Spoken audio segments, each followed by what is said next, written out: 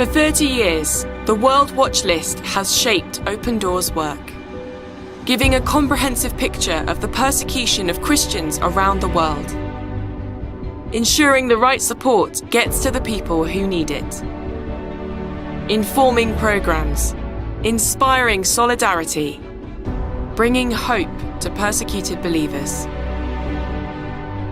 What started in 1993 as a simple questionnaire to inform our work on the ground has grown, evolved, and been refined. Around 1997, the World Watch List began to be shared with the world. It began to make headlines, generate support, raise prayer, and spark bolder advocacy. It pushed freedom of religion up the agenda and informed government policy. For the global church, the World Watch List has helped us stand with our brothers and sisters under pressure. We've heard their stories and joined with them in prayer.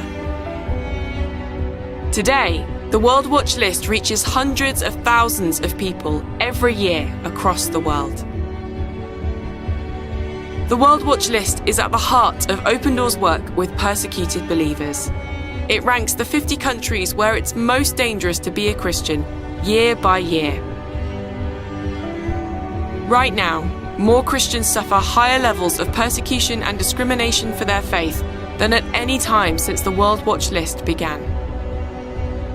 Over the last 30 years, Islamic oppression has grown and become more violent. Christian communities are severely attacked by a variety of jihadist groups. Converts pay a high price, and it's often their own families who carry out the so-called honor killings. State surveillance has emerged in China, with artificial intelligence used by the authorities to monitor churches. It's a chilling new form of digital persecution. And there are fears the church could be heading for extinction in several countries in sub-Saharan Africa with small Christian minorities, in the Middle East and Asia, where extreme persecution drives Christians from their homes. But despite it all, God's kingdom is growing. Thanks to the World Watch List, we've heard stories of suffering and been inspired to pray. Christians everywhere are raising support, so no one suffers persecution alone.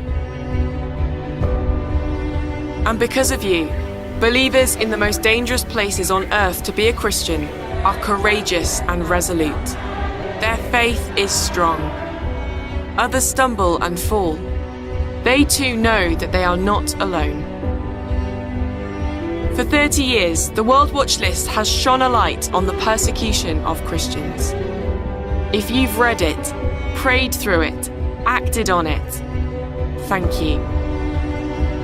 Open Doors' vision is that no Christian suffers persecution alone. The World Watch List and your prayers and support will continue to enable this vision.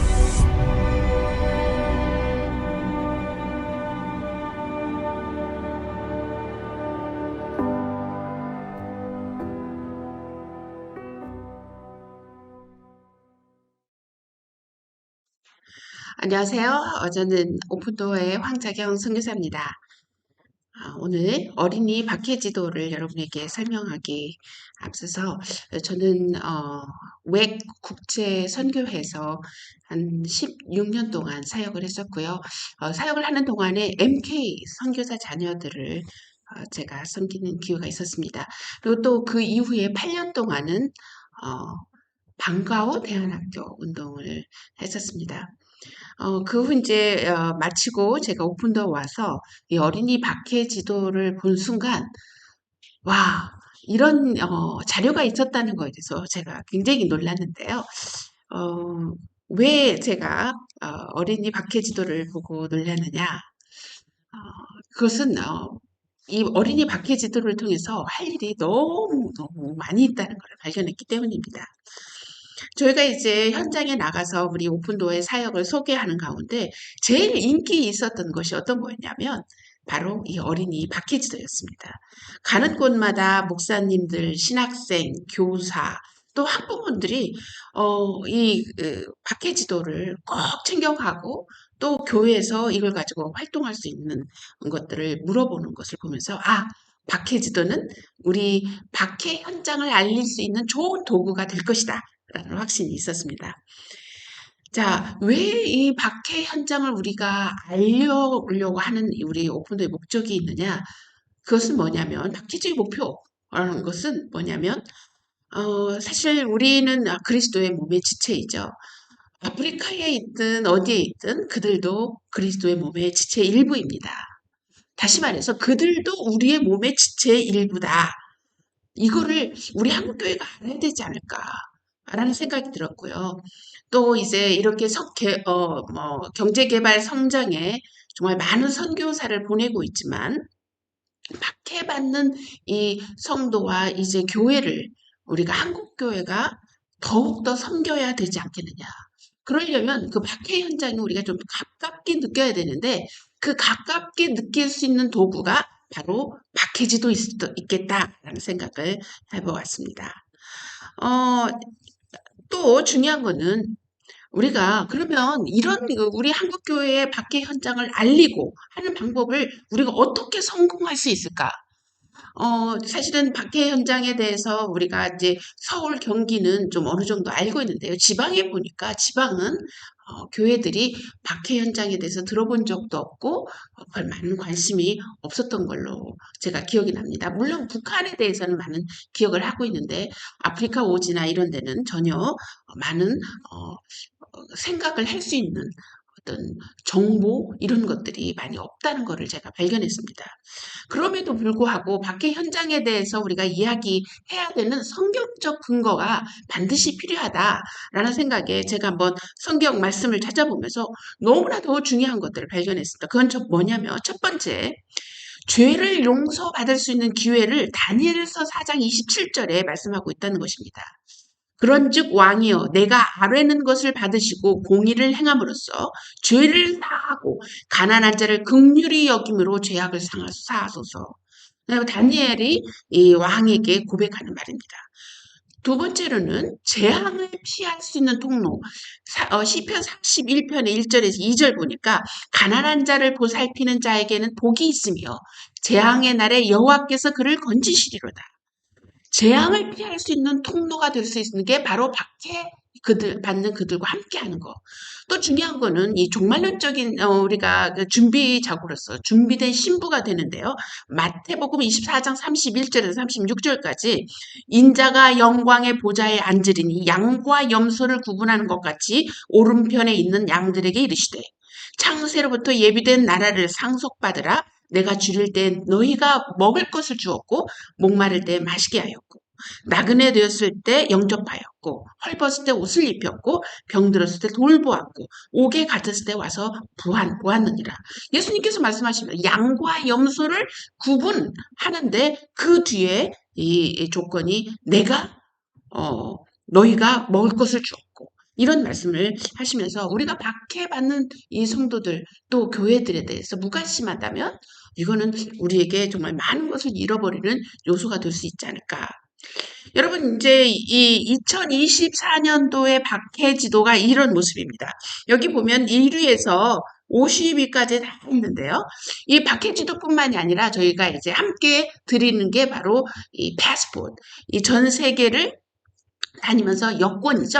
패스포트는 여권인데 한 나라를 위해서 기도하고 또 패스포트처럼 점검자나 목사님이나 부모님에게 도장을 찍고 또 함께 기도하고. 근데 여기 저희가 첨가를 하는 게 뭐가 첨가를 했냐면 앙송을 첨가를 했습니다. 하나님의 말씀, 우리가 왜 박해받는 들과 그들과 함께 서야 되는지 성경적 기초가 되는 성경 말씀을 우리가 암송함을 통해서 일시적인 기도나 또 일시적인 마음으로 후원하는 이런 것을 넘어서서 우리의 삶과 함께 연결돼야 되겠다는 생각을 하게 됐습니다. 그러면 누가 언제 어디서 이 박해 이 지도를 가지고 우리가 함께 할 수 있느냐? 첫째는 모든 교회 성도가 함께 참여할 수 있습니다. 자, 어른 지도도 있고요. 어른 지도에 따르는 우리가 30 days, 50 days, 30일 기도, 50일 기도 책자가 나옵니다. 그럼 모든 교회에서 그 책자를 가지고 이제 한 나라마다 상황을 이해하고 또 거기에 기도한 날짜를 기록하고 그런 어른들이 할 수 있는 박해 지도도 있고요. 주일학교 바로 어린이 박해 지도인데요. 거기에서는 소그룹, 또 목장, 구역, 모든 데서 액티비티, 활동 자료를 얼마든지 사용할 수 있습니다. 특별히 가정 예배 시간에도 사용할 수 있고요. 각 교회마다 작은 도서관이 있는데 작은 도서관에서 믿지 않는 분들에게도 같이 이렇게 선물로 나눠줄 수도 있고 또 함께 프로그램을 진행할 수 있고 그래서 모든 성도가 모든 장소에서 사용할 수 있는 게 바로 박해지도이다라는 것을 여러분에게 알려드립니다. 자, 박해지도를 제가 이제 함께 공유해보고 함께 한 결과 저는 굉장한 놀라운 일들이 있었다는 걸 발견했습니다. 첫째는 우리의 시각을 넓혀준다라는 걸 발견했어요. 우리의 생각이 우리나라에서, 우리의 가정에서, 우리의 교회에서 있었던 생각이 굉장히 좀 글로벌하게 넓혀지는 것을 발견했습니다. 두 번째는 우리 부모님들의 제일 고민거리가 우리 자녀의 교육이잖아요. 글로벌 인재로 키워야 된다. 제가 오랫동안 영어를 가르쳤지만 영어의 장점은 저는 영어를 잘한다는 자체로 글로벌 인재가 되는 것은 아닙니다.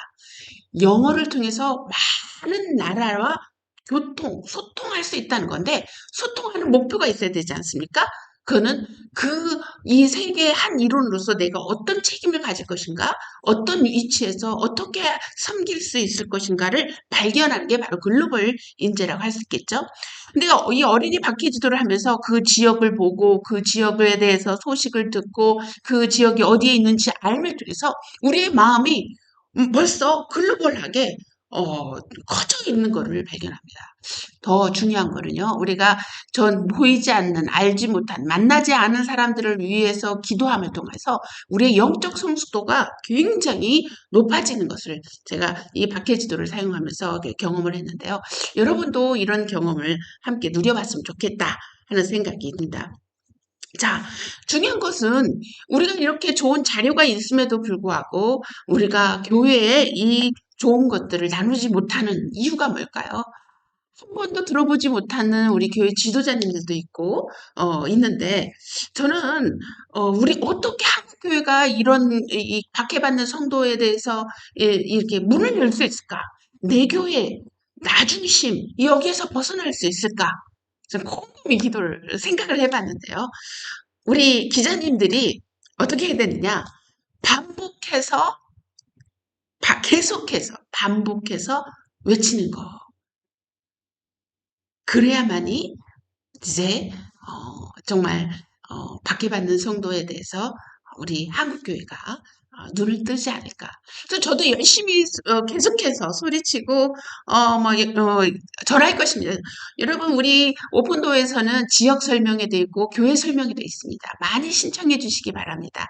저희가 아마 지역 설명회나 교회 설명회 할 때 어쩌면 우리 이제 기자님들이 또 광고를 해주실지도 모르겠는데 그런 기대를 가지면서 그런 설명회에 모두 다 참여하셔서 지금 전 세계에 돌아가는 현황을 알고 또 박해 지도를 통해서 서로 활동하고 또 가정에서 이용하고 또 교회에서 이용함으로 말미암아 우리가 창성한 분량까지 또 하나님의 마음을 속 시원하게 해드리는 저와 여러분 또 우리 한국교회가 되었으면 좋겠습니다. 자, 감사합니다. 기날 제가 학교에서 집으로 돌아와 보니 보이부 사람들이 우리 집에 와 있었습니다. 그들은 우리 집을 엉망진창으로 만들어놨습니다.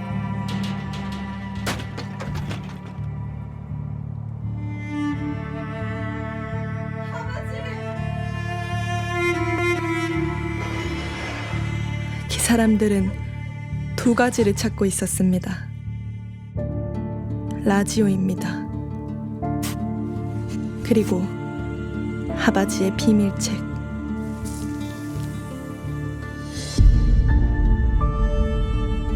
저는 기책이 어떤 책인지 알지 못했지만은 그것이 위험하다는 것은 알았습니다. 보이부가 그것을 발견했을 때 다신 아바지를 볼 수 없을 거라는 걸 알았지요.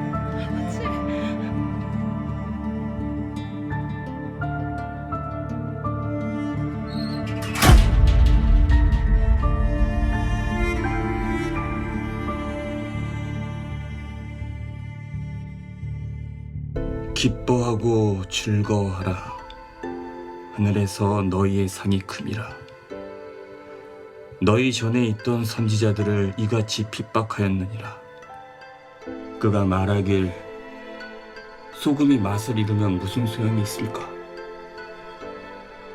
사람들은 소금과 같습니다. 만일 우리가 우리의 친절함을 잃는다면 우리는 우리의 영원함을 잃게 되는 거지. 지호야, 항상 짠맛을 유지해야 한다. 알겠지?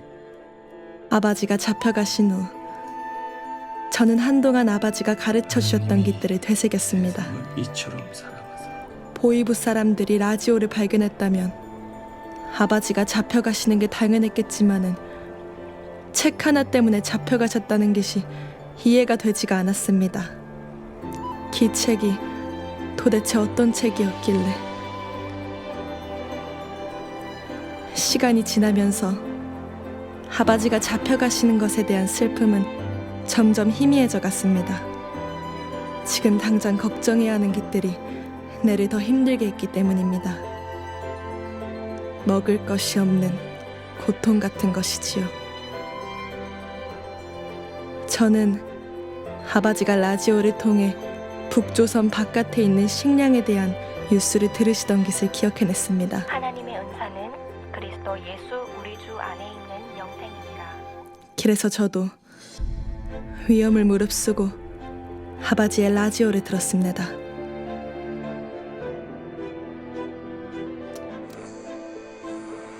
보통 저는 제가 들어본 적이 없는 나라들의 일기예보나 소식들만 들을 수 있었습니다.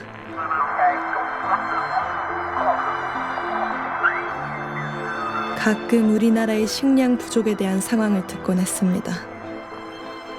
하지만 어디서 음식을 구할 수 있는지에 대한 정보는 어디에도 없었습니다. 하늘에서 너희의 상이 그런데 크리라. 어느 날 너희 전에 있던 이전에 듣던 것과는 다른 것이 들렸습니다.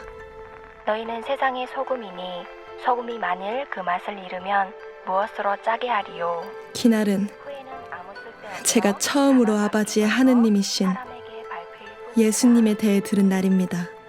너희는 세상의 빛이라. 산 위에 있는 동네가 숨기우지 못할 것이요. 그때부터 하나님의 저는 은사는 기회가 있을 때마다 라지오를 들었습니다. 주 안에 있는 이렇게 듣다 영생이니라. 보니 믿어지기 시작했습니다. 라지오에서 들은 예수님이란 분의 말씀이 내게 소중해졌습니다. 하나님의 입으로 나오는 모든 말씀으로 가는 곳마다 기소리가 들립니다. 여기 북조선에서 예수님을 믿는 사람은 내 혼자일지도 모릅니다. 그리고 앞으로 어떤 일이 일어나게 될지도 모르겠습니다. 여기 많은 사람들 같이 굶어 죽을 수도 있고 그렇지 아니면 아바지처럼 잡혀가게 될지도 모릅니다. 하지만 저는 소망이 있습니다. 저는 이 라디오 방송들이 어디서 오는지 이거이 제가 어떻게 듣고 있는 건지도 모릅니다. 하지만 이 라디오를 보내고 있는 분들이 얼마나 많이 내 인생을 변화시켰는지 알기를 바랍니다. 이 라디오 때문에 나는 예수님을 압니다.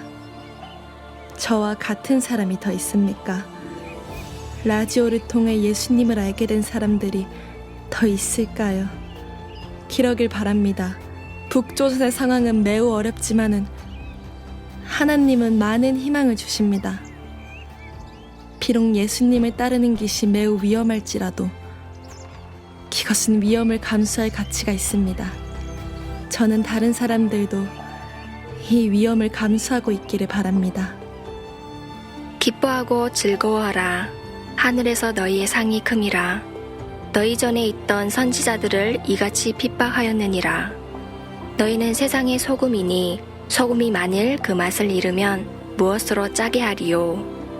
후에는 아무 쓸데없어. 제가 아는 것은 제가 예수님을 사랑한다는 게 뿐입니다. 그리고 나는 소금의 역할을 끝까지 잘 감당해낼 것입니다. 아버지가 내게 말씀하신 대로.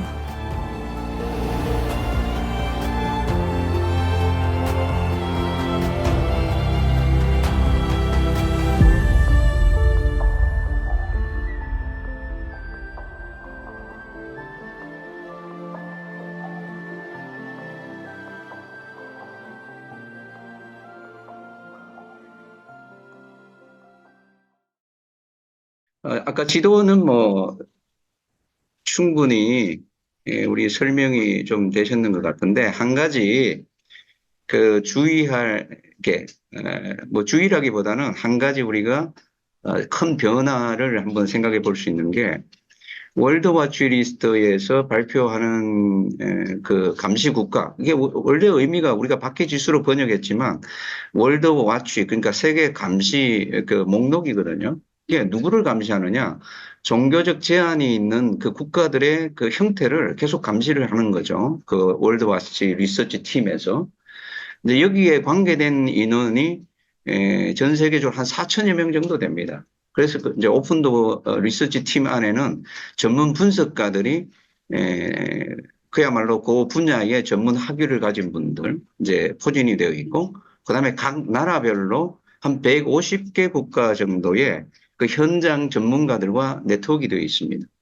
그래서 이제 1년 동안 그 나라에서 분석된 자료들을 받아가지고 이제 월드워치 리서치 팀에서 분석을 시작하는데 그 분석을 그러니까 메소돌로지 그 월드워치 리스트에서 리서치 팀이 개발한 그 메소돌로지 그 방법론이 있어요. 이 방법론이 이제 30년 지나오면서 굉장히 발달이 됐어요. 초기하고 그다음에 10년 전하고 굉장히 다릅니다. 굉장히 그 치밀하게 그리고 각 국가별로 동일한 기준으로 적용하기 때문에 월드워치 리스트에서 발표하는 이 모든 데이터가 국가별 객관적 비교가 가능할 정도로 이 데이터를 뽑아냅니다. 그러니까 우리가 이 데이터를 잘 연구를 해보면 지금 현재 선교의 현장이 어떻게 변화되고 있고 앞으로 어떻게 될 것인가라는 것을 우리가 추정해낼 수가 있고 그다음에 선교 전략을 어느 것을 중점적으로 가져가야 될지에 대한 그 답을 우리가 여기서 찾을 수 있어요. 그래서 단순히 통계 발표가 아닙니다. 그래서 그런 관점에서 보면은 이제 그 박해 그 순위 자체를 100점을 기준으로 지수 그러니까 100이라는 지수를 기준으로 해서 이제 폭력하고 압박이라는 그 큰 영역이 있어요. 폭력의 영역과 압박의 영역. 근데 폭력은 상대적으로 드러나는 것이기 때문에 저 캐치해내는 것이 상대적으로 쉽습니다. 근데 압박은 캐치해내기가 어려워요. 왜냐하면 눈에 안 보이지 않거든요. 그러니까 개인적으로 그다음에 교회적으로 이게 드러나지 않거든요. 그래서 이제 이 압박의 영역을 더 디테일하게 분석해서 압박의 영역은 이제 개인의 삶의 영역, 그다음에 가정에서 내가 신앙 때문에 어떤 그 압박을 느끼는지, 이게 가정의 영역, 그리고 이제 사회 공동체, 사회생활을 하면서 뭐 직장 생활을 하면서 내가 예수 믿는 것 때문에 어떤 그 압박과 불이익을 받는지 뭐 이런 사회적인 영역 그리고 이제 국가는 이제 법률로 가지고 컨트롤하는데 법률로 종교의 자유를 어떻게 컨트롤하고 제한하고 차별하는지 특히 이제 우리는 기독교 신앙에 초점을 맞추는 거죠. 그런 영역이 있고 그다음에 또 하나는 이게 조금 우리가 생소한데 교회 안에서도 이제 이런 그 압박들이 있습니다. 박해들이 있어요. 이게 굉장히 생소한 개념인데, 이제 서구교회들 같으면 전통교회하고, 그 다음에 개신교하고, 그 다음에 개신교도 뭐 여러 갈래고 이러니까, 교회와 교회 간에, 제가 비근한 예를 들면, 중국에 삼자교회가 있고 가정교회가 있잖아요. 그러면 이제 가정교회가 급습을 당하거나, 공안들이 와서 막 이렇게 조사를 하거나 하는 대부분의 이유 중에 하나가, 이제 삼자교회에서 뒤에 이렇게 연결되어 있는 거예요. 그러니까 이런 측면들이 서구 쪽은 이슬람 지역 전통교회가 남아있고 완전히 이슬람화되어 있는 지역에서는 더 심하다라는 거죠. 그래서 이제 교회적 영역을 포함해서 그렇게 연결을 이렇게 해내는데 그렇게 해서 각 영역에 이제 16.7점이 만점이에요. 그러니까 6가지 영역이 되는 거죠. 16.7점 플러스 이렇게 다 합하면 이제 이게 100점이 되는데 그렇게 해서 발표된 국가들이 올해에 78개국이에요. 그러니까 78개국이 박해가 높다. 근데 이제 그 수준 자체를 41점에서 60점까지는 박해가 높다. 그리고 61점부터 80점까지는 박해가 아주 높다. 그리고 이제 81점부터 100점까지는 박해가 아주 극심하다. 이렇게 세 단계로 이렇게 분류를 하는데 박해가 높은 수준의 나라가 78위부터 이렇게 보시면 58위까지 21개 국가입니다. 이 범위가 점점 이제 늘어난다는 거고요. 그 다음에 박해 수준이 아주 높다. 아주 높은 국가가 57위부터 시작해서 14위까지 해서 여기가 40개 국가. 44개 국가가 되고, 그리고 이제 박해 수준이 아주 극심하다. 그러니까 예수 믿는 신앙이 발견이 되면 거의 생명이 위협한 이런 국가가 13개 국가, 1위부터 시작해서 13위까지 쭉 이렇게 나옵니다. 그래서 이제 그 중요한 데이터하고 표 나온 이 데이터를 이렇게 보시면 제가 설명했던 그런 내용들이 이게 쭉 기재되어 있어요. 각 국가별로 디테일하게 이게 이제 이 백분율화는.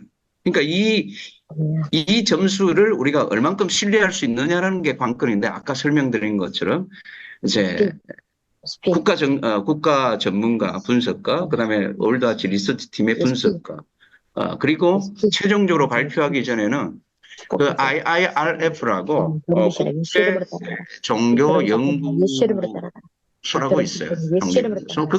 거기에 전문가들 간에 서로 크로스 체킹을 하고 감사를 하고 그리고 최종적으로 발표되기 때문에 전 세계적으로 교회의 박해 정도를 이렇게 면밀하게 조사해서 발표하는 얘가 유일하게 월드와치 리스트라 기억해 주시면 좋겠고요. 근데 큰 변화가 하나 있는데 여기에 지금 그렇죠. 저기 보시면 이제 50위권 안에 작년과 올해를 이렇게 비교해 보면 총 점수가 이제 51점이 상승됐어요. 박해가 심해졌다라는 거예요. 그러니까 100분율로 보면 한 1.4%가 박해가 더 심해졌다. 교회의 종교의 자유가 더 악화되었다. 이제 이렇게 볼 수가 있고, 그다음에 이 범위를 이제 우리가 감시하는 국가 78개국 전체로 이렇게 넓혀보면 포인트 자체가 161점이 증가했어요. 이 이야기는 100분율로 보면 3.2% 정도 더 사태가 심각해졌다. 이런 현상, 이런 것을 우리가 통계를 통해서 확인할 수 있겠죠. 그러면 이제 여기 제가 했던 이제 잠깐 죄송합니다. 제 컴퓨터 배터리가 부족하다고 나옵니다. 꼽아주시면 좋을 것 같은데. 자, 지금 안 넘어갔는데요. 네. 자, 여기에 보면 이제 탑10 탑10을 세 가지로 분류를 했잖아요. 첫 번째는 이제 여기 국가별 순위로 가지고 탑10을 이렇게 분석한 거고요. 두 번째는 각 나라마다 폭력의 정도가 다르잖아요. 그러니까 폭력을 기준으로 해서 탑10을 매겨보면 순위가 완전히 다릅니다. 그러니까 나라별로 보면 탑10 안에 이제 북한이 1위고 소말리아, 리비아, 에리트리아, 예멘 이렇게 넘어가지만 나이지리아가 6번째잖아요. 근데 폭력을 기준으로 딱 탑10을 내려보면 나이지리아가 1위로 올라와요. 나이지리아, 파키스탄, 인디아, 미얀마, 니제르 이러면서 쭉 나가니까 기독교인에 대한 폭력이 가장 심한 곳은 나이지리아인 거죠. 아프리카에 있는 나이지리아. 주로 이제 이 아프리카에 있는 나라가 많고, 그리고 이제 마지막 카테고리가 압박. 아까 제가 영역을 압박의 영역이라고 얘기했잖아요. 그러니까 국가적으로, 제도적으로, 법률적으로 그리스도인을 강하게 압박하는 곳은 이제 이 탑10으로 보면 역시 국가별 선위하고 비슷합니다. 북한. 그다음에 예멘, 소말리아, 리비아, 조금 차이는 있지만 전체적으로 국가 리스트는 이렇게 압박이 심한 나라를 기준으로 이렇게 되어 있다는 걸 확인할 수가 있죠. 그래서 제가 이제 이걸 준비하면서 최근 한 5년간 지금 이 박해 국가 리스트에 거주하는 크리스찬들이 어느 정도인지 그걸 이제 자료를 정리를 해보니까 올해에 총 박해 가운데 사는 크리스찬이 3억 6,500만 명. 뭐 디테일하게 이제 3억 6,655만 4천 뭐 100명 이렇게 나오는데 통상적으로 3억 6,500만. 작년에 3억 6천만으로 발표가 됐어요. 한 500만 정도가 이제 더 증가한 거죠. 이것을 우리가 이제 조금 와닿게 표현하자면 이제 아시아의 크리스찬 5명 중에 2명은 이런 극심한 박해 가운데 살아가고 있다. 이렇게 보시면 되고 아프리카는 5명 중에 1명. 그리고 이제 라틴 아메리카는 16명 중에 1명이 신앙의 자유가 없이 박해를 받으면서 살아가고 있다. 이렇게 보시면 되고요. 제가 이제 그래픽으로 지난 5년간의 월드와치 리스트에서 발표한 통계를 쭉 이렇게 보니까 추세 자체가 이제 우상향이죠. 이렇게 쭉. 20년에 3억 1천만 이렇게 얘기하다가 3억 4,200, 3억 5,900, 3억 5,900, 3억 6천,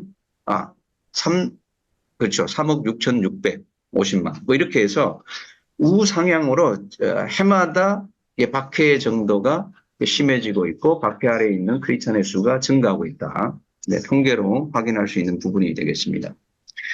주로 이제 이 자료를 근거로 해서 그 추세들을, 그 동향들을, 중요한 포인트를 좀 이렇게 찾아내는데, 2024년에는 크게 이제 4가지 카테고리로 우리가 이해할 수 있을 것 같아요. 첫 번째는 이제 이 사하라 사막 이남의 아프리카의 풍력의 증가.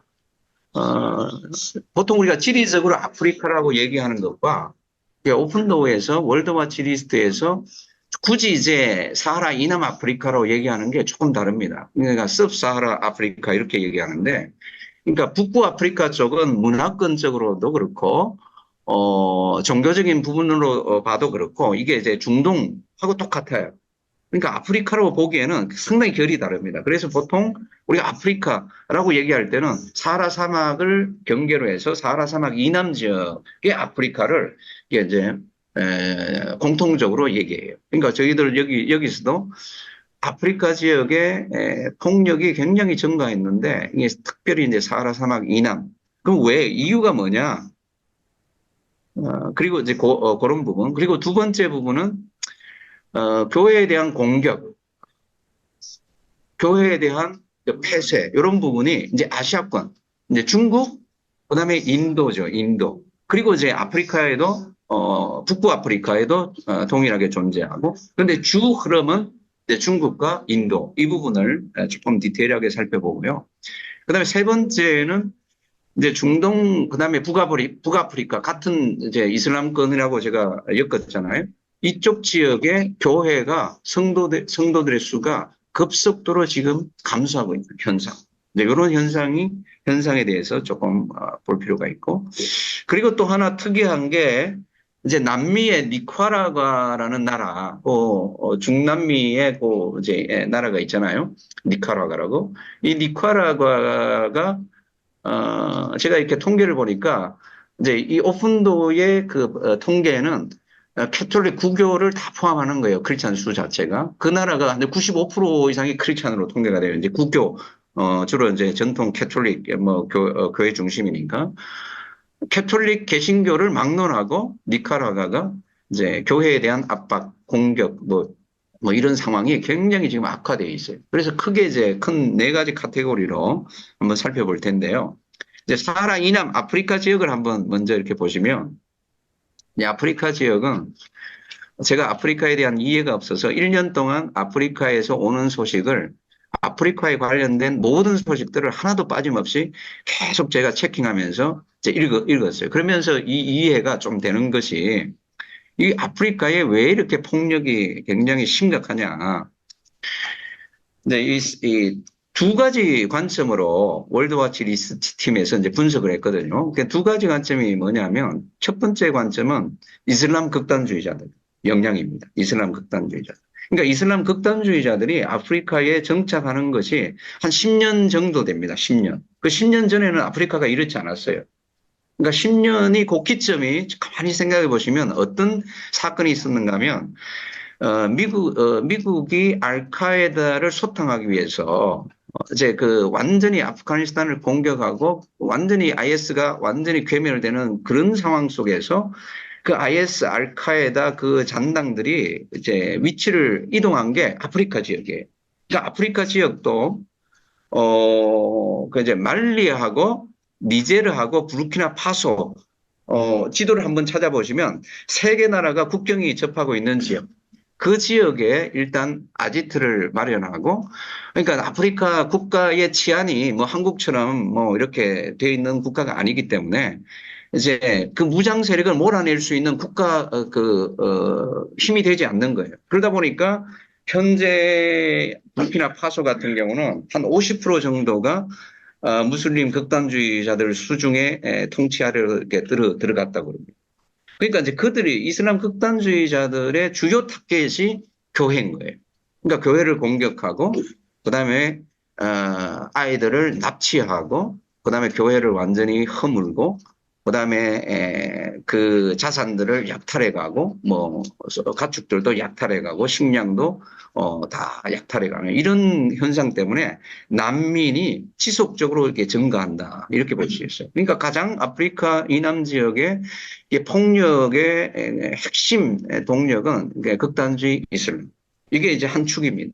그래서 여러분들 그 보도자료 그 흐름에 보면 디테일하게 아티클이 있기 때문에 아티클을 참고하시면서 내용을 정리하시면 좋을 것 같고요.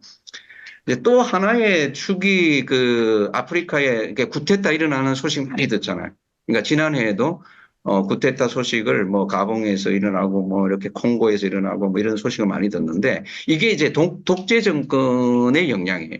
그러니까 독재 정권은 항상 이제 기독교 신앙하고 좀 충돌을 일으키면서 교회가 피해를 많이 당하죠. 그러니까 아프리카는 기본적으로 이 두 프레임을 가지고 이렇게 보면 이제 또 하나 이제 새롭게 이렇게 볼 프레임 자체가 아프리카에 눈독을 들이는 이제 외국 세력들. 뭐 아프리카는 과거부터 뭐 프랑스 식민지이기도 하고 영국 식민지이기도 하고 뭐 그런 이제 역사적 배경이 있잖아요.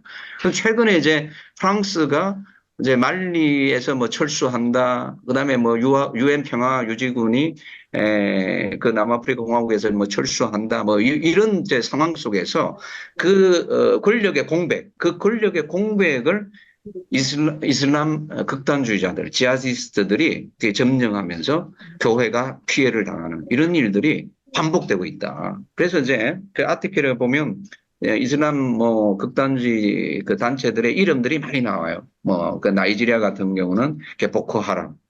그다음에 이제 내려오면서 ISWAP라고 그러니까 이슬람 스테이트 그러니까 IS의 WAP 그러니까 서부 웨스턴 아프리카 프로빈스라 그래서 서부 아프리카주라는 이렇게 단체들이 나이지리아를 이렇게 점령해가고 뭐 이런 교회가 여러 가지 어려움을 당하고 그다음에 이제 풀라니 목동이라는 그런 그 무장 단체가 있는데 이제 여기는 한 나라에 있는 게 아니라 그 여러 나라를 이렇게 걸쳐 있는 종족들이에요. 그러니까 무장을 하고 이제 교회를 공격하고 납치하고 약탈하고 하는 일들이 계속해서 반복되는 거예요. 뭐 그다음에 알샤바브라든지 뭐 그다음에 그 뭐 반디시라든지 뭐 여러 그 무장 단체들 이름들이 있어요.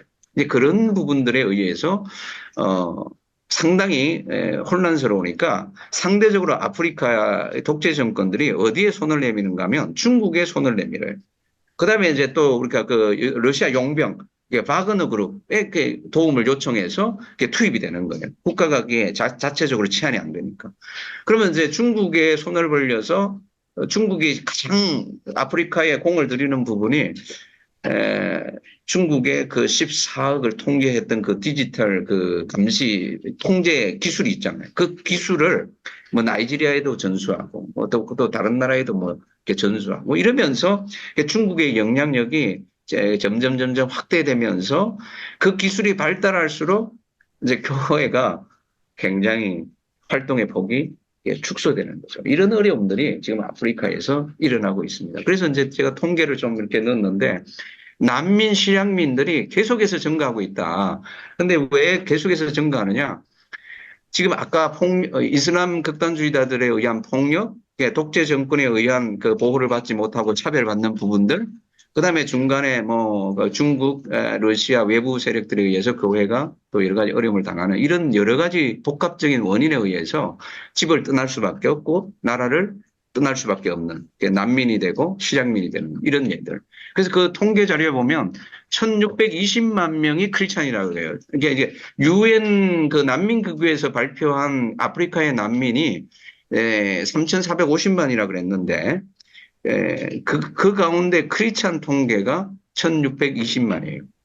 그러니까 우리가 이제 오픈도에서 월드와치 리스트에서 박해 순위가 높은 국가들, 그 26개 국가들 안에서 비율로 따지면 이제 크리스찬의 3% 정도가 자기 집에 지금 살지 못하는 그런 형편이다. 그러니까 이게 얼마나 심각한지를 우리가 이해할 수 있겠죠. 근데 사실은 우리가 그런 형편이 아니니까 뭐 통계로만 이렇게 들으면 감이 잘 안 오실 거예요. 그래서 우리가 이제 그런 여러 가지 교회가 어떤 어려움에 있는지, 어떤 폭력에 노출되어 있는지, 이런 부분들을 관심을 가지고 또 영상으로도 좀 같이 나누고 또 한편으로는 저희들이 기도 요청으로 사실은 이런 소식들을 이렇게 많이 나눕니다. 그리고 이제 중국과 인도, 이 부분은 우리 언론에도 많이 소개가 되어서 지금 이제 전 세계적으로 교회가 폐쇄된 게 지난 1년 동안 한 14,000여 개 정도로 지금 통계가 나왔는데 이제 중국에서 한 10,000여 교회가 폐쇄가 되었다. 이렇게 되어 있어요. 그래서 이게 이제 최근에 중국에서 오신 분하고 이렇게 보고를 제가 이렇게 들어보니까 이제 이 코로나 팬데믹 때 거주를 제한을 했잖아요. 집회도 제한하고. 그러면서 이제 코로나 팬데믹이 끝났음에도 불구하고 이제 교회의 그 모임이 정상적으로 되지 않고 정부가 허가하지 않고 정부가 인정한 3자 교회라 할지라도 이제 교회가 이렇게 서로 통합을 정부가 이제 통합하도록 정부가 압력을 가하고 이런 형국에서 이 통계 수치는 사실은 누구도 정확하게 모릅니다. 그러니까 오픈도어는 가장 보수적으로 미니멈으로 최소한 중국에서 10,000여 교회가 폐쇄되었다. 옛날 가정교회가 뭐 가정에서도 모이고 뭐 사무실에서도 모이고 뭐 호텔 같은 데서도 모이고 이렇게 했잖아요. 코로나 팬데믹 이후에 이런 부분들이 굉장히 한계를 느낀다는 거. 이렇게 되면 사역자 입장에서 그리고 이제 성도들 입장에서 그 모임 자체에 모이는 비율이 뚝 떨어집니다. 이게 이제 교회에게 주는 그 데미지가 굉장히 큰 거예요. 그러니까 이게 지금 계속되고 있다는 거예요, 중국에서. 그리고 이제 또 하나는 이제 인도의 또 교회가 이게 많이 이게 폐쇄돼서 인도 이게 폭력과 연관되어서 이제 이런 현상들. 그래서 중국이 제일 많고 그다음에 인도가 두 번째를 차지하고 이렇게 돼 있어요. 그렇게 되어 있고 그다음에 이제 알제리 같은 경우도 알제리도 그 밖에 그 지수를 보면 상당히 높거든요. 그러니까 알제리도 보면 알제리 그 복음주의 개신교 협의회가 있는데 한 46개 교회가 사실은 그 소속돼 있었어요. 근데 현재 몇 개의 교회가 남아 있느냐? 4개 교회만 남아 있어요. 이게 다 폐쇄된 거죠. 이제 이런 현상들이 심각해지고 있고요.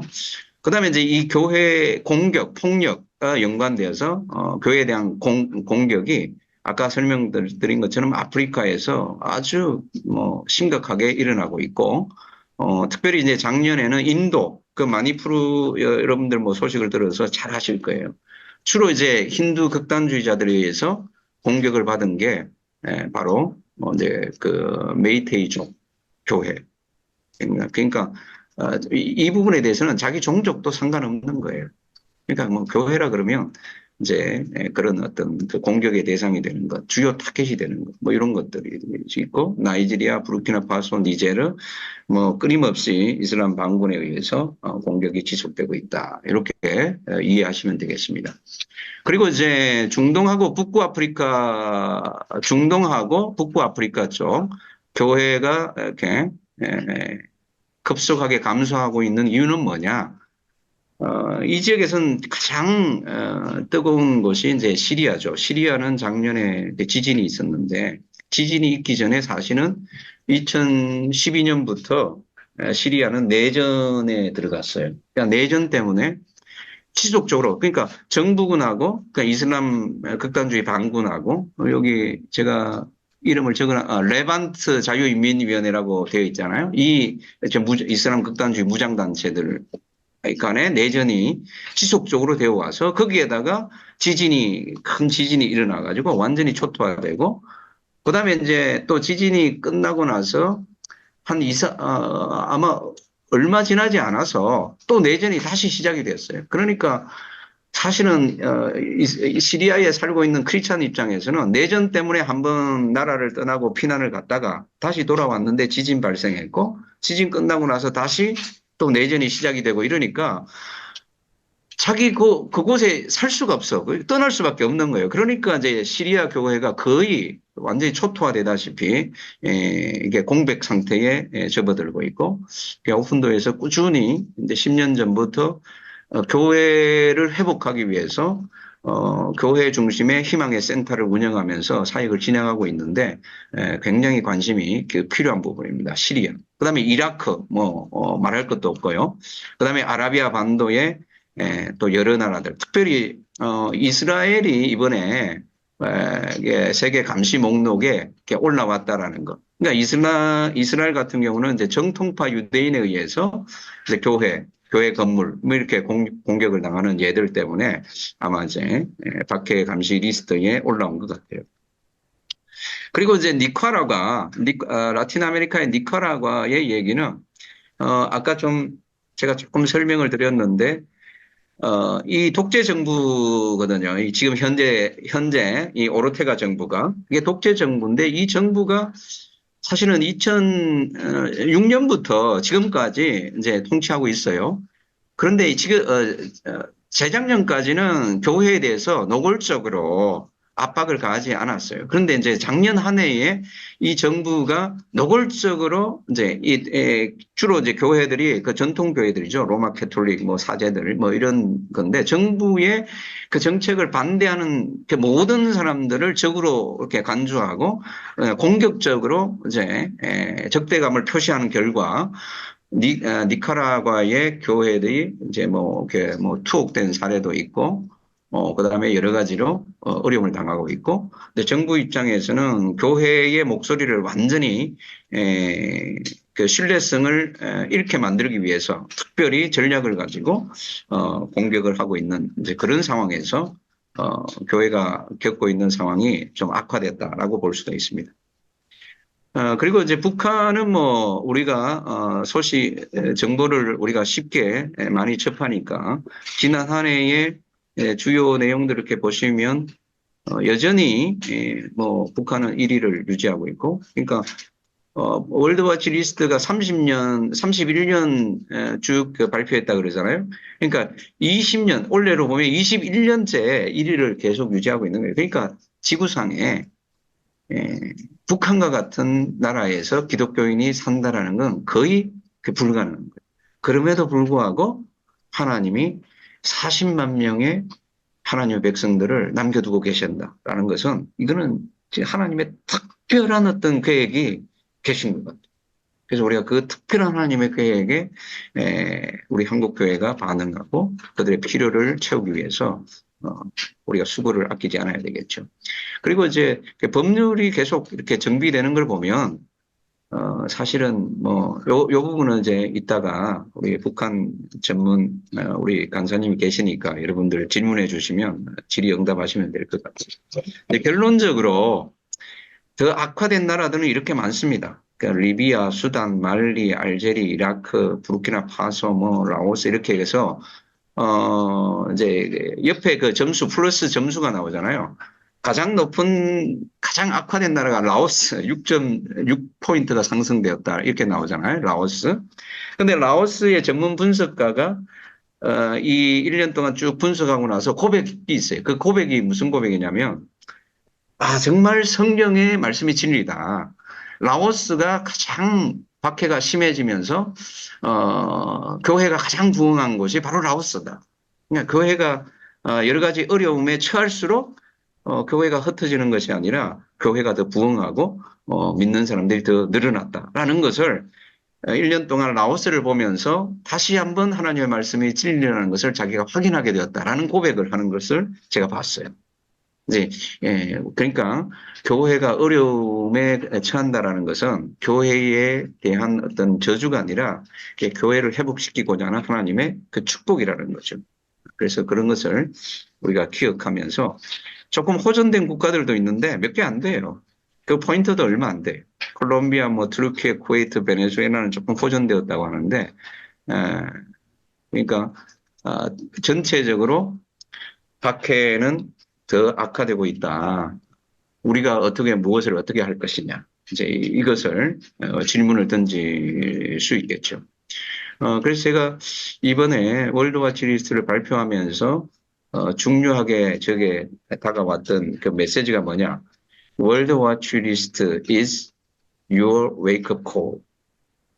그러니까 World Watch List, 이게 박해 현장에서 우리에게 그들의 목소리가 우리의 신앙을 깨우는 wake-up call이다. 경종. 우리가 그 소리를 듣고 스스로를 돌아보면서 이제 깨어나야 되겠죠. 예수님의 그 마지막 때를 얘기하실 때에 그 메시지의 핵심도 깨어있으라. 이게 예수님의 메시지의 핵심이거든요. 마태복음 24장, 25장 여기에 보면 말세를 얘기할 때에 예수님의 말세를 얘기할 때 그 포인트가 뭐냐 하면 깨어있으라. 그러니까 열처녀의 비유도 깨어있으라. 그리고 마지막에 우리가 여러 부분에 깨어있어야 되는데 그 깨어있어야 될 한 영역 중에 하나가 뭐냐. 양과 염소의 비유 속에서 이렇게 말씀하시듯이 누가 창세로부터 예비된 영원한 기업을 받을 자냐. 그러면서 그 양들을 지칭하면서 하시는 말씀이 그래요. 너희가 내가 나그네 내가 줄일 때에 음식을 대접했고 목마를 때에 마시게 하였고 그리고 나그네 되었을 때 영접하였고 헐벗을 때 옷을 입혔고 병들었을 때 옥에 갇혔을 때에 보고 가서 보았다. 이렇게 말씀하시죠. 근데 그러면 우리가 누구에게 언제 그랬습니까? 라고 물을 때에 그 하는 얘기가 여기 내 형제 중 지극히 작은 자 하나에게 한 것이 곧 내게 한 것이다. 이렇게 말씀하시죠.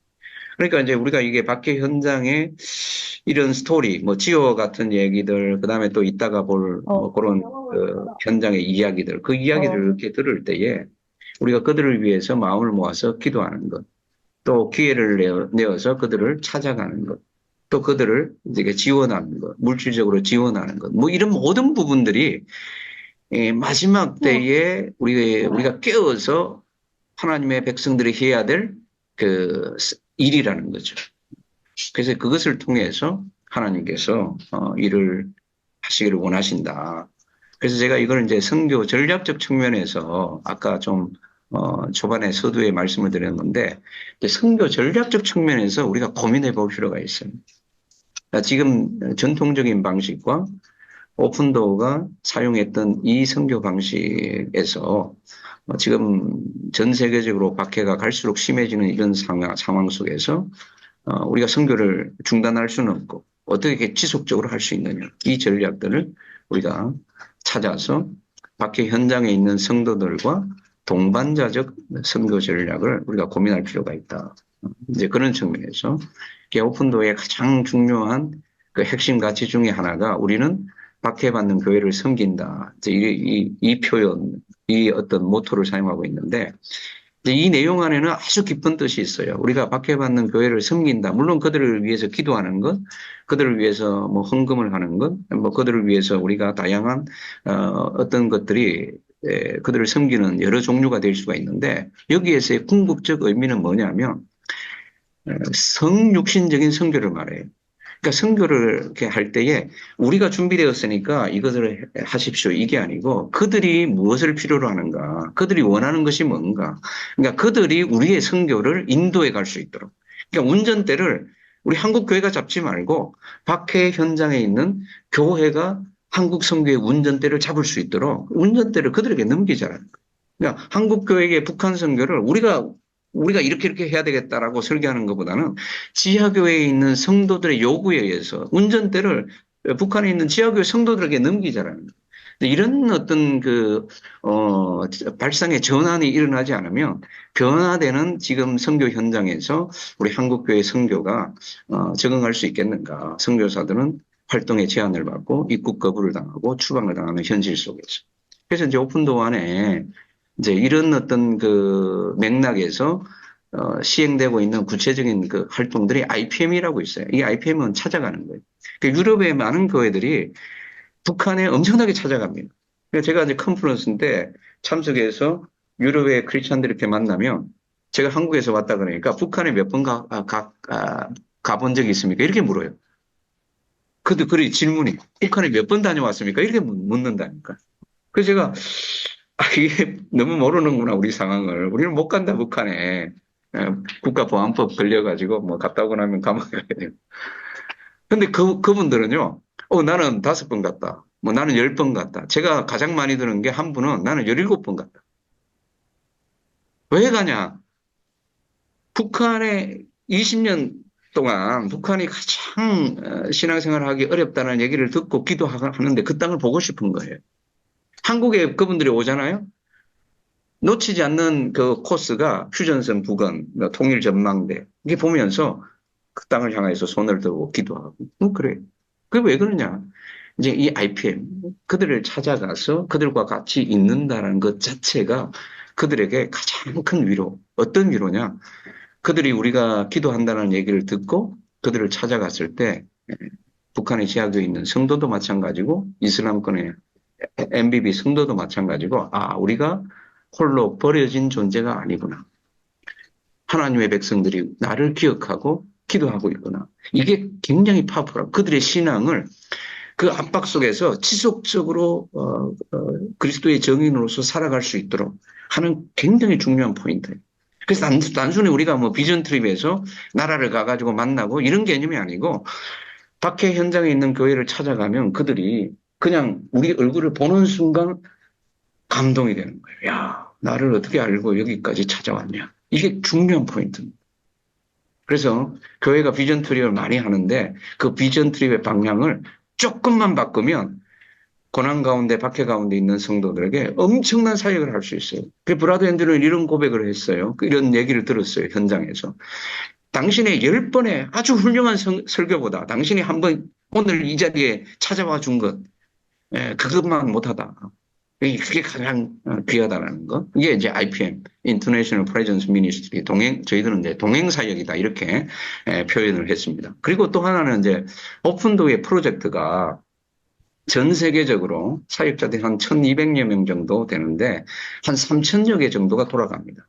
저도 이제 구체적인 프로젝트가 다 몰라요.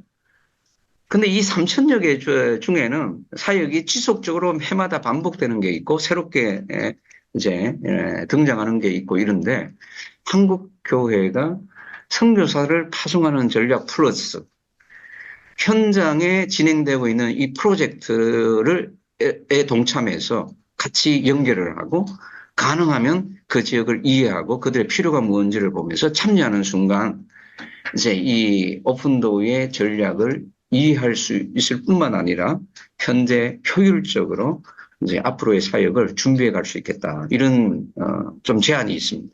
그래서 오픈도어의 프로젝트에 어떤 프로젝트가 있고 어떤 박해 현장에 어떤 일들이 진행되고 있는지를 우리가 다 공개 못합니다.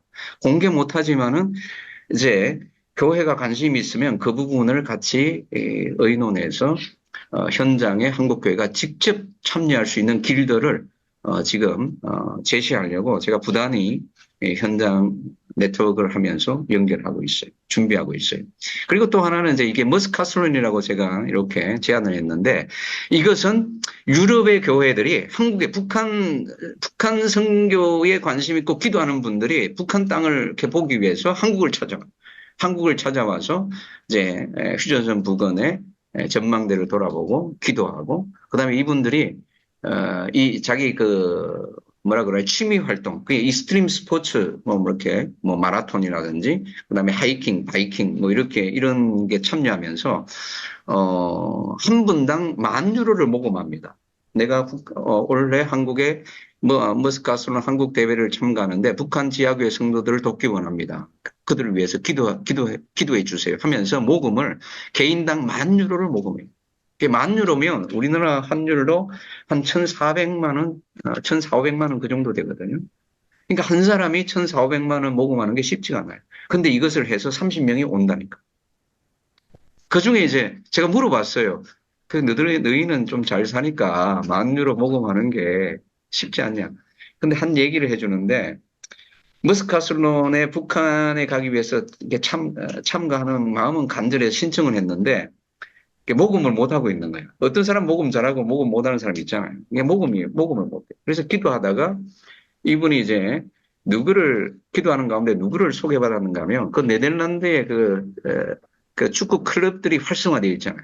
그 축구 클럽의 그 이사장을 이렇게 소개를 받았어요. 그래서 취지를 설명하면서, 내가 북한 교회, 지하교회를 위해서 1년 동안 기도해 왔는데, 내가 이번에 머스카슬론 한국대회에 참가하기 위해서 10,000유로를 모금해야 되는데 지금 아직 모금이 안 됐다. 어떻게 하면 좋겠냐. 그러니까 그분이 기도하다가 제안을 한 것이, 주말에 축구 매치가, 축구 경기가 있는데 당신에게 3분간 시간을 드리겠다. 축구 게임 시작하기 전에 3분의 시간을 드릴 테니까 그 3분 동안 당신이 한국에 가려고 하는 이유를 설명하고, 사람들에게 후원을 요청해봐라. 이렇게 해가지고 3분을 취지를 설명하고 요청했는데 넘치도록 채워지는 역사가 일어났다고 그래요. 그러니까 이게 우리가 목표가 있고 비전이 있고 꿈이 있으면 하나님께서 그 일을 하신다는 거예요. 그래서 이제 이 머스카슬론 여기에 우리 한국 분들도 좀 참석하고 이러면 많은 서로 간에 도전과 도움이 되지 않겠나 이런 생각이 들고요. 근데 이런 부분은 향후 저희들이 홈페이지나 이런 데 자세하게 자료를 공개하니까 한국교회 청년들도 북한을 사랑하고 기도하기를 원하는 분들은 참여하는데, 저희들은 10,000유로 믿음이 약해서 그렇게는 못하고 한 100여만 원 참가비 정도, 이렇게 한 100여만 원은 본인이 열심히 기도하고 매달 한 10만 원씩 저금하고 그러면 할 수 있지 않겠나 이런 생각에서 일단은 지금 그렇게 준비하면서 시작하고 있습니다. 그래서 장시간 이제 준비된 많은 부분이 미흡하지만은 충분히 또 설명을 다 할 수도 없고 한다고 해서 또 우리가 다 이해되는 것도 아니니까 발표는 요 정도로 같이 나누고, 이제 계속해서 좀 자연스럽게 혹시 이제 그러니까 질문 이렇게 궁금하시거나 또 확인해야 될 부분이나 이런 부분들이 있으면 좀 자연스럽게 한번 질문을 해봤고 그렇게 하겠습니다. 북한의 이제 법률 개정이나 자체 상원이 작년에 비해 악화된 부분이 있다면 말씀 부탁드리고요. 저희가 이를 위해 한국교회가 무엇을 할 수 있을지. 예. 일단 먼저 여기 이 유인물에도 간단히 적었지만은 북한에서 사실은 23년도 들어갈 때만 해도 저희가 박해 상황이 좀 감소할 거라는 예상이 많았어요. 왜냐하면은 그 당시 이제 코로나로 인해서 국경 봉쇄를 사회 통제를 하고 락다운을 하고 이런 가운데 어떤 여러 가지 모임이나 사람들의 만남이나 이런 것도 예전보다 훨씬 더 강화된 기준을 적용을 했거든요. 그리고 지역 간의 이동도 마찬가지예요. 우리가 이제 흔히 듣기로는 북한이 장마당이 활성화되고 열심히 이렇게 장사도 하고 이렇게 한다고 듣는데, 이 코로나 기간에도 그게 아니었던 거예요. 코로나 기간에는 방역을 명목으로 또 그걸 다시 다 막고 방역증이 있어야 되고 여러 가지 그런 복잡한 절차와 이런 것들을 추가를 하면서 그런 이동이라든지 사람들 모이는 것도 옛날에도 물론 단속을 했지만은 한 2명, 3명만 모여도 또 코로나 번진다고 그거에 대해서 막 제재를 한다는 이런 식으로 해서 기본적으로 통제가 강화된 가운데 우리가 많이 듣는 이제 반동사상 문화 배격법이라든지 청년 교양 보장법이라든지 이런 것들이 제정이 되었던 상황이었거든요. 그렇지만 이제 23년도 들어갈 때만 해도 이제 코로나가 이제 종식으로 가니까 그러면은 북한 내 통제가 좀 완화가 되면서 그래도 조금 숨통이 트이지 않을까라는 기대가 있었어요. 그런데 이제 23년에 들어갔는데 첫 번째로는 북한이 방역 통제가 일부 완화된 건 사실이지만은 완전히 푸는 상태는 아니에요. 어느 정도 일정 수준 이상 항상 유지를 하고 있습니다, 지금도. 그래서 지금 그 국경 통제 상황을 보시면 아는데 북한이 국경을 아직도 제대로 열지 않았잖아요. 일부 화물 열차 운행 재개라든지 외부에 있던 북한 사람들을 송환한다든지 이런 부분만 진행을 하고 있고 제대로 된 어떤 인적 교류가 있다고 보기 어려운 상황인데 이거는 방역 수준이 낮아지긴 했지만 여전히 일정 수준 이상 방역 그 단계를 적용을 하고 있는 거예요. 근데 그런 부분들이 아직도 적용되고 있다는 부분이 있고 두 번째로는 23년도에도 이제 그런 법률들이 추가가 진행되는데 여기 적어놨지만은 평양문화보호법이라든지 국가비밀보호법 같은 것들이 제정이 됐어요. 뭐 평양문화보호법은 많이 보도가 돼서 아실 거예요. 그러니까 뭐 그런 말투나 언어 같은 걸 규제하는 부분들이 있었고 국가비밀보호법 같은 경우는 이제 사실 이제 북한이 형법 안에 간첩죄가 있어요. 그래서 이제 간첩 활동을 하면 처벌을 한다 이렇게 딱 규정이 있는데 그거에 더해서 비밀보호법을 하나 더 만든 거예요. 그래서 어떤 그런 정보를 국가 내 정보를 밖으로 유출하거나 이런 활동들을 이제 단속을 하겠다라고 이제 더 천명을 한 부분인데 이 법이 이제 결국은 기존의 그 반동사상 문화배격법이 기존에도 물론 다 통제를 했지만 그거를 강화하는 어떤 일종의 조항으로서 기능을 한다 그러면은 이 국가비밀보호법도 마찬가지인 거죠. 북한 내에서 북한 안에서 어떤 뭐 장마당이나 어디든 간에 뭔가 좀 수상적인 일이 조금이라도 있다 그러면은 그 형법이 아니라 이 법을 적용해서 더 강화된 처벌을 하는 식이 되는 거죠.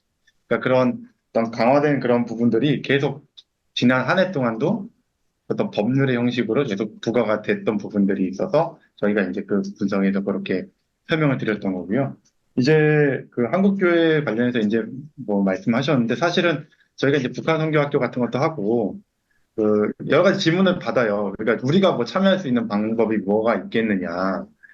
근데 이제 예전에는 그러니까 뭐 한 수년 전만 해도 저희들이 북한 선교를 할 수 있는 어떤 실제 현장에서 보고서 할 수 있는 여지들이 많았어요. 그러니까 뭐 평가공조 사역 같은 경우도 직접 그러니까 이제 중국 내 탈북 여성분들 같은 경우도 직접 만나서 뭐 이렇게 복음을 전한다든지 한국에서 직접 가서 만난다든지 뭐 이런 식의 사역이 가능했는데 중국에서 이제 반칸처법 적용도 하고 한국 교회에서 그 중국에 지금 있는 탈북 여성들 만나러 가는 것 자체가 이제 굉장히 위험해지는 거잖아요. 그러니까 그런 식의 어떤 모든 그 기존에 하던 사역들이 위험해져서 못하거나 아니면 이제 제한되는 상황들이 계속 지금 심해지는 그런 형국입니다.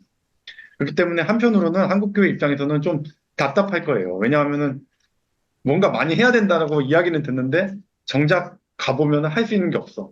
막 탈북자도 못 만나, 구출 사역도 너무 어려워졌어. 북한은 국경에 막혀 있고, 막 옛날처럼 탈북자 많이 나오지도 않아. 그러니까 이런 부분들이 겹치다 보니까는 어떤 부분에서는 한국교회의 어떤 일부에서는 뭐 말 그대로 어떤 뭘 날려보낸다든지 뭐 이런 쪽으로 가기도 하고 또 다른 한편으로는 아예 현재 사역을 그냥 접고 통일을 준비하자 뭐 이런 식으로 해서 어떤 평화운동 또는 뭐 통일 이후를 준비한다 이렇게 하는데 전 뭐 두 개 다 어떤 열정을 가지고 뭔가 해보려고 하는 북한을 위해서 섬기려고 하는 그런 노력이라고 생각을 합니다. 그렇지만은 그럼에도 불구하고 이제 현장 사역이 중단돼서는 안 되겠죠. 이제 점점 이 북한 사역이 전문화될 필요가 있습니다. 저희들이 첫 번째로 말씀드리는 거는 그러니까 마음이 있다고 무조건 가서 할 수 있는 상황은 아니에요. 뭔가 많은 경험이 있고 또 그런 것들의 어떤 여러 가지 이런 변화되는 상황들을 잘 이렇게 대응할 수 있는 전문 선교단체들을 통해서 선교를 할 수밖에 없는 상황이고 두 번째로는 이제 현지인들과의 그러니까 북한의 주변국이라든지 그 주변국 교회들과의 어떤 협력과 이런 것들에 대한 고민이 많이 필요한 것 같아요. 그러니까 뭐 러시아도 그렇고 중국도 그렇고 지금 한국 선교사가 파송이 돼서 거기서 뭔가 활동하고 북한 사람들을 나와 있는 북한 사람들 만나고 하는 활동들이 굉장히 어려워졌어요. 러시아하고는 일단 외교 관계가 안 좋아졌죠. 중국도 마찬가지고 지금 뭐 중국은 또 법률이 훨씬 강화되고 그러다 보니까 한인 선교사가 이제 못 들어간다는 생각을 하고 이제 사역을 해야 한다는 거죠. 그러니까 무슨 말이냐면 러시아 교회, 또 중국 교회, 그 현지에 원래 있던 교회들과의 협력이 이제 필요해진 상황이다. 그것도 쉽진 않습니다. 그 교회들도 감시 대상이 있고 박해를 받고 있고 어렵지만은 그럼에도 불구하고 그러한 노력들이 좀 필요하다.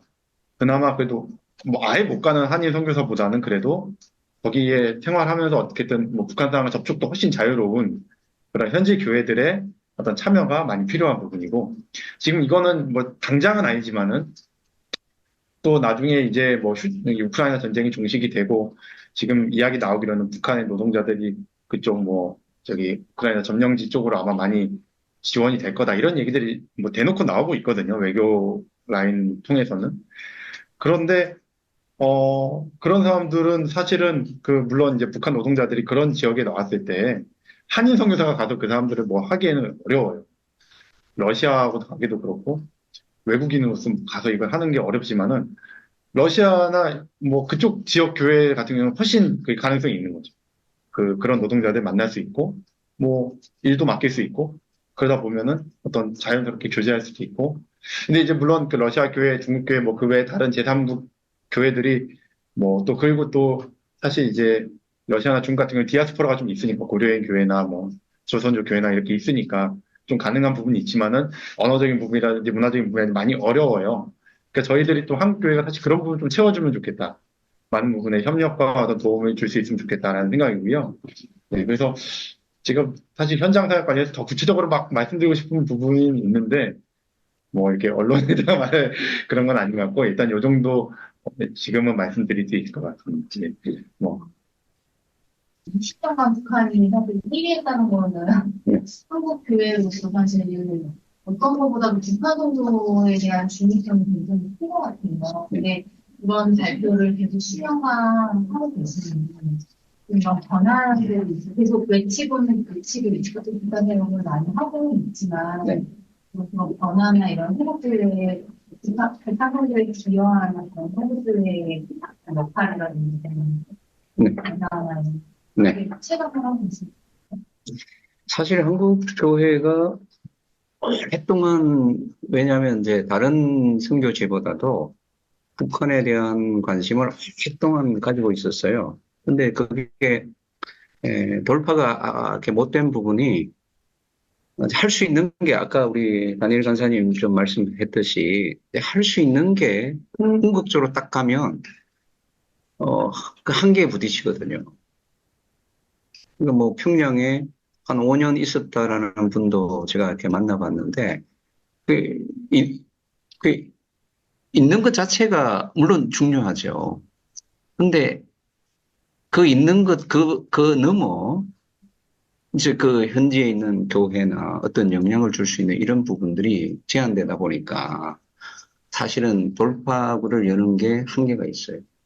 그래서 지금 이제 그런 과정들을 우여곡절을 겪으면서 요즘 이제 우리 한국교회 북한 사역하는 단체들이 모여서 좀 뜨겁게 같이 전략적으로 기도하는 그런 부분들을 좀 고민해보자. 뭐 이러면서 이제 유관단체들이 이렇게 모여서 뭐 기도하는 이제 그런 일정도 좀 잡고 뭐 이렇게 하는데 오픈도어의 전략을 이렇게 좀 고민해 보시면 답이 나올 거예요. 북한에 공개할 수 없지만은 실질적으로 이제 40만 지하교회 성도들을 추정을 하고 그리고 직접적으로 그들을 케어하는 사역들이 이루어지고 아까 지오 스토리와 같은 이런 스토리들이 회심의 스토리들이 흘러나오잖아요. 그러니까 이게 어떻게 가능하냐. 오픈도어의 선교 전략을 오픈도어는 선교 전략이라는 표현을 안 쓰더라고요. 이게 제가 이제 선교사 출신 입장에서 면밀히 이렇게 지켜보니까 이 복음이 제한된 종교의 자유가 제한된 지역에 일관된 그 사역 전략, 선교 전략을 가지고 70년 동안 해오면서 오픈도어의 사역 현장이 굉장히 확장된 거예요. 그 중에 하나가 북한. 아마 이제 공개할 날이 오면 제가 이렇게 얘기할게요. 저는 중국 선교사였기 때문에 중국을 다른 어느 지역보다도 깊게 들여다보고 연구하고 한 15, 16년 정도를 중국에서 살았어요. 그러면서 오픈도어에 이제 그 프로젝트 펄이라고 있어요. 그 진주작전. 진주작전이라고 있는데 이 진주작전이 예, 계속 뭐 목소리는 정상적이니까 이 진주작전이 1982년도에 시작이 됐는데 그 오픈도어에서 시작한 거거든요. 성경 100만 권을 하룻밤 사이에 중국에 전달한 사건이에요. 가능하겠어요? 불가능. 하나님이 중국 가정교회 지도자들을 통해서 78년도인가 그때 이제 성경을 홍콩을 통해서 성경을 전달을 했는데 3만 권을 전달했어요. 3만 권. 3만 권도 어마어마한 숫자죠. 3만 권을 받고 중국 가정교회 지도자가 오픈도에게 요청한 게 지금 당장 중국 교회 성도들이 성경이 없으니까 100만 권을 보내줄 수 있냐. 100만. 3만 권도 적은 게 아닌데 100만 권을 보내줄 수 있냐. 그렇게 해서 오픈도어의 리더십에서 아까 얘기했잖아요. 박해받는 교회를 섬긴다. 우리 입장에서는 도저히 불가능해요. 그 100만 권을 이렇게 하기 위해서 그 당시 뭐 40만 불인가 어마어마한 이제 400만 불? 그 어마어마한 그 모금을 해야 되고 그다음에 설사 모금을 해서 성경을 제작했다 하더라도 232톤을 그것도 하루 만에 어떻게 중국에 전달할 수 있냐. 도저히 불가능. 그런데 오픈도어가 그 프로젝트 펄 진주작전을 성공시켰어요. 근데 얘기를 못해. 북한에 일어나고 있는 얘기를 못해. 프로젝트 펄이 언제 공개되고 책으로 나오고 소개가 됐느냐. 20년이 지나고 나서 책으로도 나오고 그 다음에 공개적으로 알려지기도 하고 이렇게 됩니다. 그러니까 오픈도어는 남들이 못 들어간다고 생각하는 곳에 이미 들어가서 일을 하고 있고 공개를 못할 뿐이고 공개하게 되면 이제 제가 예를 들어서 프로젝트 펄과 같은 상상할 수 없는 일들을 하나님이 오픈도어를 통해서 일을 하셨다. 북한에도 하나님이 그렇게 일을 하시고 계신다. 이렇게만 이해하시면 될 것 같아요. 월드워치 리스트가 발표된 지 31주년이 됐는데요. 근데 역설적으로 오히려 이렇게 바뀌는 점점 더 늘어나는 상황, 우리가 어떻게 이해를 해야 되면 이 리스트의 효용이라고 할까요? 이 앞에 분발시키는 데 있어서 리스트의 효용이 어떤 것이라고 볼게요. 월드워치 리스트 자체가 박해를 뭐 어떻게 컨트롤할 수 있다라는 건 사실은 결국은 아까 박해의 원인이 이제 뭐 이슬람 지하디스트라든지 그다음에 독재 정권이라든지 이게 이제 이런 외부적인 부분 그다음에 전체 국가적으로 보면 민족주의로 뭐 간다든지 그다음에 내셔널리즘 국가주의로 이렇게 간다든지 이런 게 굉장히 커요. 그래서 오픈도어 안에서 이 월드워치 리스트 자체로 그걸 다 커버하겠다 이렇게 생각하지 않고 이제 오픈도어 안에 애드보커시 팀이 있습니다. 이게 이제 기초 자료예요. 이걸 근거로 해서 프랑스 베이스 같은 경우는 오늘 동일한 이런 행사들을 이제 국회의원들을 초대해서 정보를 주는 거죠. 그분들이 그 아프리카 현장에 대한 정보가 부족하고 특별히 이제 교회에 관련된 정보들이 부족하기 때문에 이것을 그대로 국회의원들에게 소개하고 자료를 다 드리면서 크리스찬으로서 그 자리에 하나님께서 왜 세워놓는지를 고민하시고 할 수 있는 부분을 다 하시라.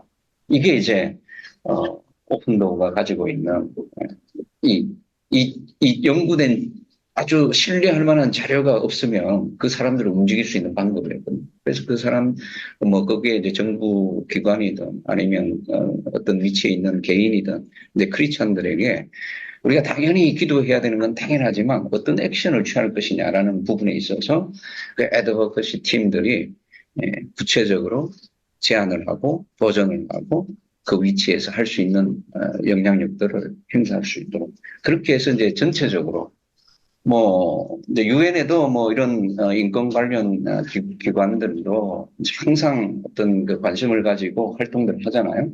이제 그런 측면에서 애드보커시 팀이 이제 제네바에 거주하면서 이제 적극적으로 그런 활동들을 하고 있어요. 그래서 이 월드와치 리스트는 그런 기본적인 활동을 할 수 있는 소스를 제공하는, 그게 이제 하루 이틀이 아니라 꾸준하게 정리된 데이터이기 때문에 유엔도 신뢰할 만한 자료이기 때문에 그 영향력이 적다고 할 수 없겠죠.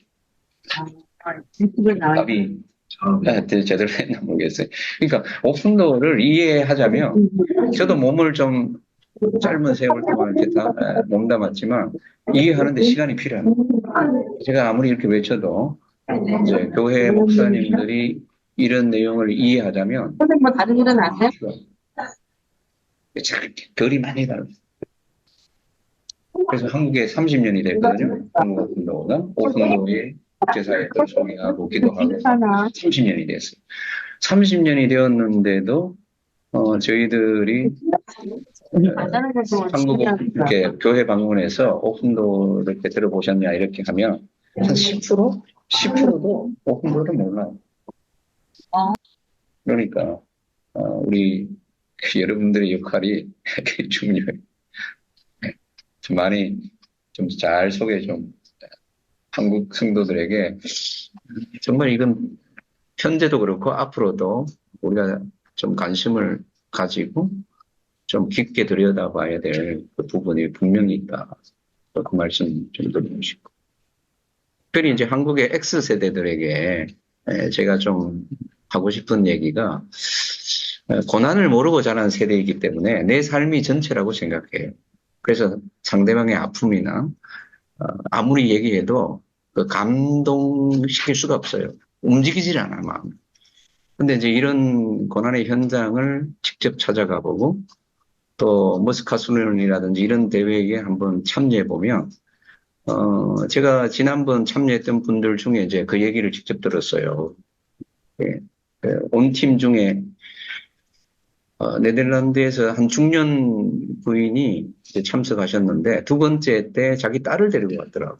그래서 왜 딸을 데리고 같이 오셨냐 이렇게 얘기하니까 자기가 그 기간 한국 방문 기간 중에 한 교회를 방문했는데 이제 펠로십하고 한 자매가 묻더래요. 왜 한국에 오게 되었냐. 그 많은 비용을 들여서. 그리고 자기는 한 번도 북한에 대한 생각을 해보지 못했는데 당신하고 북한하고 무슨 직접적 관계가 있길래 이렇게 찾아왔냐. 그러니까 이제 이분이 참가 동기를 쭉 설명을 하면서 북한을 위해서 늘 기도하고 있다. 우리가 월드와치 리스트를 받아보면 항상 북한이 박해가 가장 심한 국가로 나오는데 다른 이유가 없어요. 가장 박해가 심하다고 하기 때문에 기도하다 보니까 그 나라가 어떤지 알고 싶고 직접 방문하기도 하고 또 한국을 방문하기도 하고 찾아왔다는. 그래서 이 설명을 하니까 그 자매가 자기는 한 번도 북한을 위해서 기도해야 된다. 북한의 그 우리의 똑같은 형제들이 그렇게 고통 가운데 있다. 한 번도 생각을 해보지 못했다고. 그래서 자기가 오늘부터 북한을 위해서 기도하겠다. 이제 그런 어떤 교감이 일어나서 자기 딸에게 그 한국에서 만난 그 자매 얘기를 했대요. 하니까 자기 딸이 자기도 꼭 한번 가보고 싶다고. 그렇게 해서 두 번째 딸을 데리고 왔어요. 그래서 제가 볼 때는 시작은 이런 어떤 그 미미하고 아주 구체적이고 뭐 이런 하다 보면 이제 시각이 열리고 문이 열리고 또 큰 일들을 하나님이 하시지 않겠나 이런 생각이 듭니다. 하여튼 오늘 뭐 너무너무 수고가 많으셨습니다. 자, 마지막 지금 시간이 사실 저희들이 스토리 하나 준비한 게 있거든요. 영상을 보고 기도하려고. 그 이제 시간은 좀 지났는데 마지막 영상 잘 한번 보세요. 이게 이제 현장의 스토리이기 때문에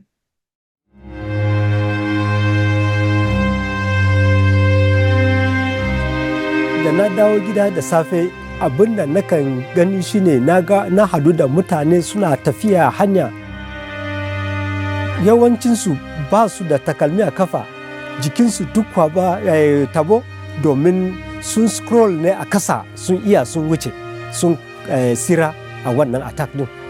So da yawa suna da raunuka a jiki, sai a hanya na gaggawakin mutane wanda an riga an harbe su sun mutu.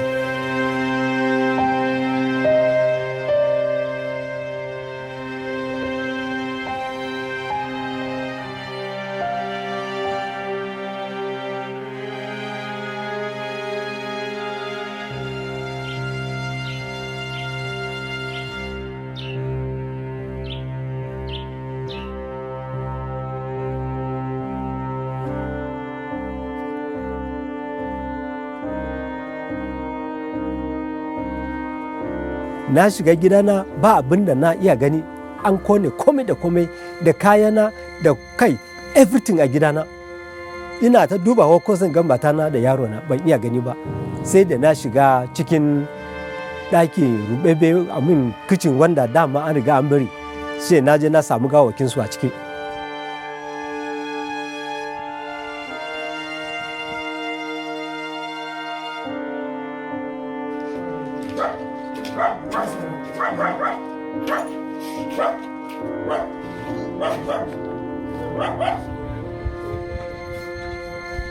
Mun yi rayuwa tare da su, suna zuwa gidanmu su yi hira su wuni tare da mu. A tunani nake nan yadda nake gan tunaninsu. A ganina sun kawo mana hari domin na ɗaya son su ne da mu musulunta ne. Kuma na biyu suna tunanin da kaman sun garar da mu sai wurin ya rage masu su yi kiwo kawai.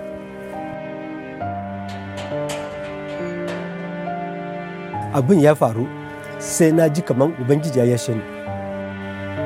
Domin ina ganin har na ce, inda Ubangijin Allah ne da gaskiya don me ya bar wayannan mutane sun zo su mana irin wannan bala'i. Ina shi yake, Allah yake, da shi ba zai doke fansa ba.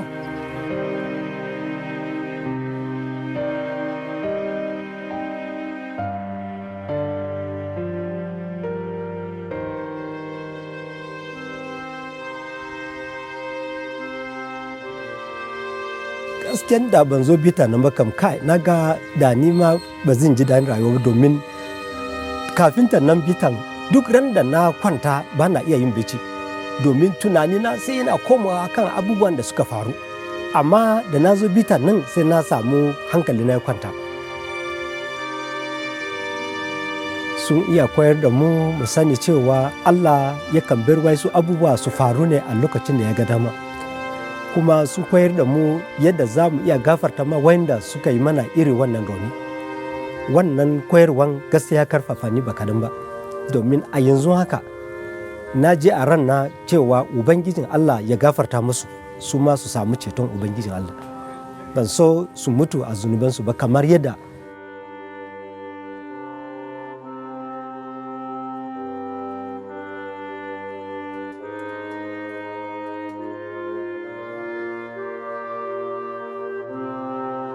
wa'inda sun iya samu kansu cikin wannan sananne kamar yadda mun shiga ciki.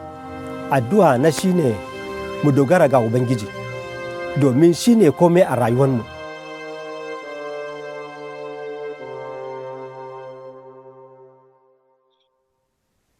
하나님 감사합니다. 오늘 또 우리 한국의 방송 언론 우리 기자들과 함께 전 세계 박해받는 현장을 소개하고 또 그 가운데 하나님께서 일하시는 손길들을 보게 하심을 감사합니다. 하나님, 자카라 목사와 같은 극심한 어려움 속에서 자녀를 잃고 집을 잃고 또 교회를 잃어버린 상황 속에서도 하나님께서 찾아가시고 만나주시고 위로하심으로 미움과 증오를 내려놓고 다시 한번 하나님의 부르신 자리에 서서 또 하나님의 말씀을 전하는 일들을 진행하게 하심을 감사합니다. 자카라 목사와 같은 고난 가운데 있는 하나님의 백성들, 주의 종들을 주님께서 기억하시고 하나님께서 그들을 붙들어 주시고 또 그들을 통하여서 하나님의 살아계심이 증거되게 하시고 고난이 극심할수록 하나님께서 역사하시는 힘이 크다라는 사실을 깨닫고 그 고난 너머에 있는 하나님의 약속을 바라볼 수 있도록 하나님이 은혜를 베풀어 주시옵소서. 오늘 함께 현장에서 소식을 듣고 또 소식을 전달하는 이 모든 과정 가운데 주의 성령께서 개입하셔서 이야기를 듣고 또 그 월드와치 리스트의 소식을 접하면서 마음이 회복되어지고 또 새로운 도전이 일어나고 또 우리의 삶을 통해서 일하실 하나님을 발견하는 그런 귀한 은혜가 일어날 수 있도록 주님이 축복하여 주시옵소서. 그러가신 예수님의 이름으로 기도하옵나이다. 아멘. 네, 수고 많았습니다. 또 온라인에서 이렇게 올라오셔가지고 같이 참여해 주신 모든 분들 네, 감사하고요. 혹시 저희들에게 이런저런 그 질문사항들이 있으면 메일로 주시면 저희들이 필요한 자료라든지 또 이런 내용들을 같이 공유하도록 하겠습니다. 네, 대단히 감사합니다.